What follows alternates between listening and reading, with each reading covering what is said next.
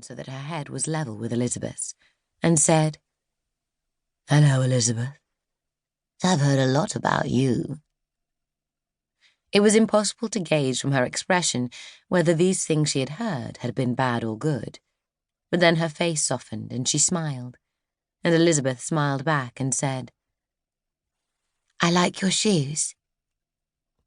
Arlette smiled too and said, "Then you have very good taste. Now come in and get warm. I've lit the fire." Elizabeth and her mother exchanged looks. Elizabeth's mother had met this woman before, about 2 years ago, when she and her boyfriend had only just started dating. She had described her then as colourful, but mean, and someone not to be crossed. She probably had not thought, as she had passed these judgments upon her boyfriend's mother to her daughter, that one day she and her daughter would have cause to come and live with her. And she had probably forgotten ever saying them.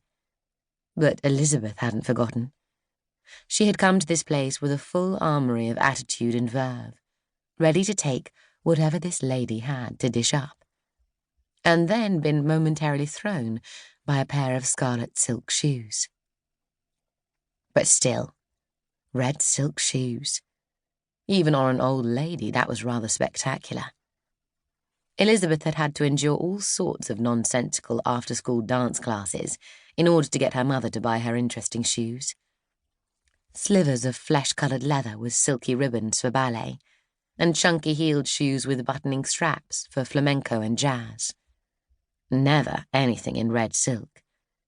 Surely, she thought, surely anyone capable of owning a pair of shoes that magnificent must be halfway decent. She followed the old lady down the hall and into a room on the left. It was entered by a tall door with an ornately stained window in the fanlight. "You'll have to excuse the damp," said Arlette. "I haven't opened this room up for quite a while, and it's too cold to have a window open." Elizabeth brought her arms around herself and shuddered. The room was tall and bare, with wood-panelled walls and pointy furniture, and everything was brown apart from a roaring fire in the hearth, around which they all huddled on a tapestry-covered ottoman.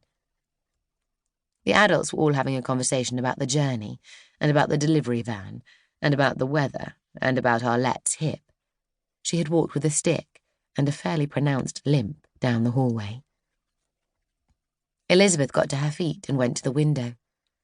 It was leaded and a touch baggy, and framed by dismal grey nets. Through it, Elizabeth could see, in all directions, a vast expanse of blankness. She sighed and returned to the fire, the cold of the room seeping into the very marrow of her, the smell of damp firewood and unloved furnishings, and coldness leaching into everything. "We've got blow heaters coming in the van," said Jolyon, rubbing his hands together briskly. "We'll plug them in when they arrive." He said this to Elizabeth and her mother in a perky, reassuring manner, but it was clear to them that it would require more than 2 cheap blow heaters to take the chill off this sad old house. "And then," he continued, somewhat desperately, "I'll take a look at the heating." His mother threw him a disparaging look. "Not necessary," she said. "The air will warm up pretty quickly over the next few weeks. Remember, we've the Gulf Stream here. By the time you've worked out how to fix the heating and found someone willing to come and sort it for a sum of money that will not make your eyeballs bleed, it will be summer again. Every room has a fireplace.